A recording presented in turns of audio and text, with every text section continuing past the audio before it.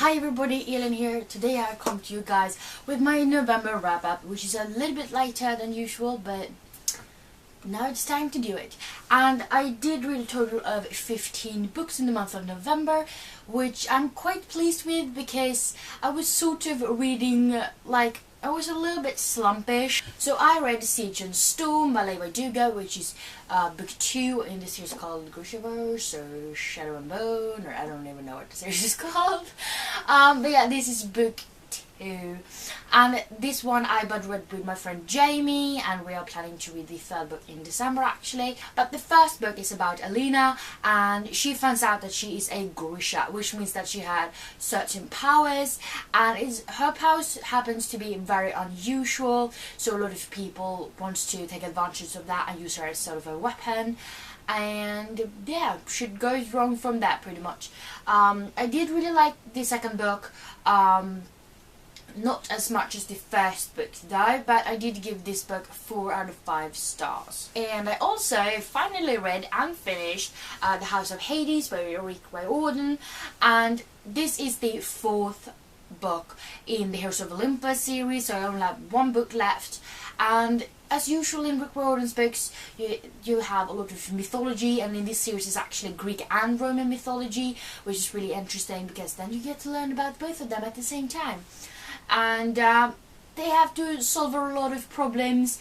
The characters are very diverse and fantastical and magical and awesome, and of course I really loved it, and I gave this book 4.5 out of 5 stars. And then I read a review book which I got from Seraf Förlag, and this one is called Magin Vaknar by Gabriella Persson, and this is about Natalja, and she lost parts of her family to these sort of witch hunters a couple of years ago, and now she's extracting her revenge. So she goes around the country in Sweden then, killing off witch hunters as act of revenge.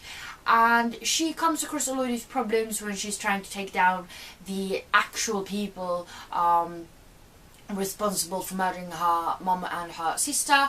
And you know, shit goes down, and I did really like this one. It was a very quick read, and I liked the characters and the way it was written. I give this book 4 out of 5 stars. I also read Mumintrollet by Lars Jansson, and this is sort of a comic book thing, so a lot of pictures, and there are 2 different stories in this one, and they're called Knappar och äktenskap and Dam i dilemma. So in the first one we meet a couple, and they are pretty much collecting buttons, and then they get married and their entire relationship sort of changes, and they're trying to figure out how the hell you're supposed to work as a married couple really. And then Dam i dilemma is about pretty much some people trying to record a movie, and you know, Mumintrollet gets involved and kind of messes all of it up. It was actually pretty darn funny at times, so I gave this comic book 3 out of 5 stars. And I read Never Fade by Alexandra Bracken, which I read as an ebook together with my friend Jamie, and this is book 2 in the Darkest Minds series and trilogy, and in this one we follow Ruby, and she has been in this sort of camp for children with you know, supernatural powers, and it was sort of this disease that came across the US, and either all of the kids died or they developed these powers, and all of the kids, pretty much, not all of them but a lot of them, are in these camps where they're not treated very well, and Ruby gets help to escape. And you know, she's just trying to survive on the road, and she meets some new friends and everything like that. And this is book 2, so it was very fun to see the development from book 1 to book 2, and a lot of character development, and the story was really interesting and exciting and everything like that, and I definitely want to continue reading it. But I did not like the book as much as I liked the first one. I didn't connect as good with the character in this book as the last book, even though a lot of them are the same characters. I don't know if it's because I took a little reading pause between those 2 books, I didn't read them back to back. I don't know, but yeah, I give this book 4 out of 5 stars because it was still very good. And then of course I also read Alice in Wonderland Sinister Comic, and this is sort of the Disney version of the Lewis Carroll's books. So in the Disney movie, Alice's Adventures in Wonderland and Through the Looking Glass are pretty much meshed together into one movie, and this one is a Sinister Comic, which means that you get the entire movie but sort of in a comic strip kind of version, and the pictures are really, really beautiful since they're from the film, and you get all of the, you know, scenes and everything. So I think it was over like 1,000 still pictures or something from the movie, and it was really, really good, and I loved it, and it was Alice, so of course I gave it 5 out of 5 stars. I pick up something Harry Potter related, and this time it was Harry Potter The Character Vault, and this one, you know, pretty much tells you all you need to know about behind the scenes, really. So this one is very focused on, you know, sort of the vibe that they want the characters to come off with, and so it's a lot of things connected to a little bit of the character background. We have some quotes from the actor that played the character, and then there's a lot of writing about the clothing that the actor are wearing, or if they're wearing a wig or something like that, and also the different ways the character evolved from the first idea till, you know, the finished product. And like Rubius Hagrid, for example, you get to find out how they trick film so he looks freaking enormous since he's a half giant. Spoiler alert. So there's a lot of interesting little trinkets in there, and of course I really, really liked it, and I gave this book 4 out of 5 stars. And I also read Before She Ignites by Jodi Meadows, which is the first book in the Fallen Isles trilogy. And Jodi Meadows was one of the women that wrote My Lady Jane, and I really, really liked that book. It was so hilarious.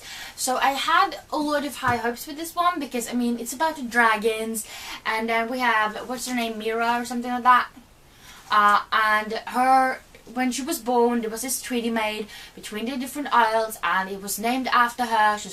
So she's supposed to be the hope bearer, but then she finds out about some things that she's not supposed to find out about, and she let the people she trusts know about it, and it doesn't go very well because she ends up in prison pretty much. And I had so high hopes for this book because there's a dragon and it's Jodi Meadows, and I did not like this book at all.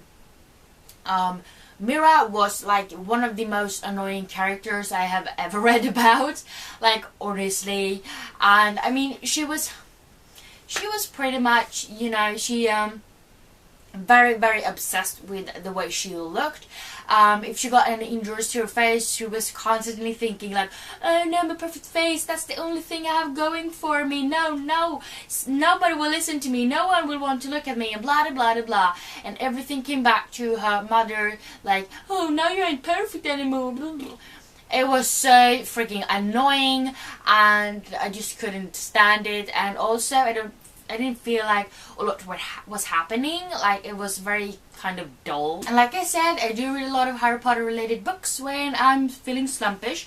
So I also did read Fantastiska vidunder och var man hittar dem, which is the Swedish translation for Fantastic Beasts and Where to Find Them by J.K. Rowling, or Newt Scamander, however you want to look at it. And this one is illustrated by Olivia Lumenech-Gill. And in this one, you get to learn about the different monsters that, you know, exist in the Harry Potter universe.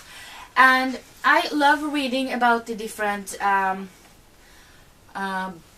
beasts because I find them very fascinating, and, you know, I want to learn more about them, even though I have read this story a couple of times, not the illustrated version, but I've read the original tale a couple of times. And I do love the way J.K. Rowling wrote it, because that's definitely 5 out of 5 stars for me. But I'm not the biggest fan of Olivia Lumenech-Gill's illustrations. They're not really my cup of tea, really. I really do prefer Jim Kay's interpretation of the Harry Potter books, because this is a little bit like I don't know how to say it, but Sometimes it's more of a sketch, really, and it's a little bit too abstract for me.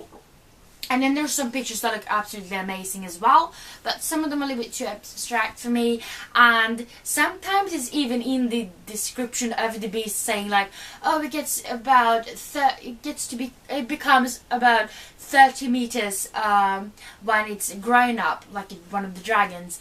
And then Luminech Gill has illustrated the dragon as being bigger than a freaking mountain, and that does just not sit well with me, because that's not proportionate, and it bugs me so ridiculously much. So the book itself gets 5 out of 5 stars. The illustrations have an average of 3 out of 5 stars for me, but I did still rate this 5 out of 5 stars because, I mean, I love J.K. Rowling's descriptions of the different beasts, if you catch my point. Also read Harry Potter, A Journey Through a History of Magic, and this is from British Library, so they are making an exhibition of Harry Potter. And since I won't be able to go to that, I bought this. So you get to learn about astronomy, for example, and, you know, about different stars and stuff, but then they have also connected it to, you know, the Harry Potter universe. So the fact that J.K. Rowling have named a lot of the characters after stars and stuff like that, you get to know and what characters is, and you get to know, you know, a lot of different things and how they made things. You get sort of drafts from Philosopher's Stone written by J.K. Rowling, but these drafts have did change and they were edited before the actual publication of the book. So some of the scenes have changed a bit, and you get to read the original version of them and everything like that. And that was really, really cool, even though it's really hard to read J.K. Rowling's handwriting for whatever reason. I had such trouble with it, but it was such a fun read. And this month I also reread Eldok Is by Aaron Hunter, which is the second book in this year's called Warriors Första Profetian. And this is about the cat named, I don't know the English names, but the main character is named Rost in the first book, and he finds out that there are different clans living in the forest right by his house, where he lives with his humans, and he's very fascinated by the forest. And one day he goes into the forest and finds out about the clans and everything, and he finds himself being wrapped up in a lot of clan wars, really. And this is book 2 where you still follow the same characters, but a lot of shit happens in this book, and I just love these books, I really, really do. And you know, I had to reread it, and this book got 4 out of 5 stars, just like it did the first time. And this month I also listened to a couple of audiobooks. I did listen to Harry Potter and the Prisoner of Azkaban, and I listened to the British version because it was Stephen Fry who was doing all of the voices, and he's really, really good at reading the books. You should definitely check it out if you haven't already. And I mean, when he makes the voice for Rubius Hagrid, I mean, it's definitely sounds like it's the actor talking, because it's so freaking similar. It sounds like the same person, but it's not, and it's amazing. And I mean, everybody knows what Harry Potter and the Prisoner of Azkaban is. I mean, Harry starts his 3rd year at Hogwarts, and Sirius Black is on the run, and you know, shit goes down. And it was the first time I listened to the audiobook for that particular book, and it was awesome. And of course I gave it 5 out of 5 stars because I can listen to Harry Potter all day, every day.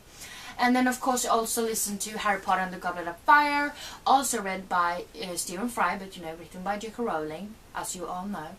And in this one, it's about the Triwizard Tournament, and it was so good. I want to continue listening to the rest of the books as well, which I am planning to do for sure.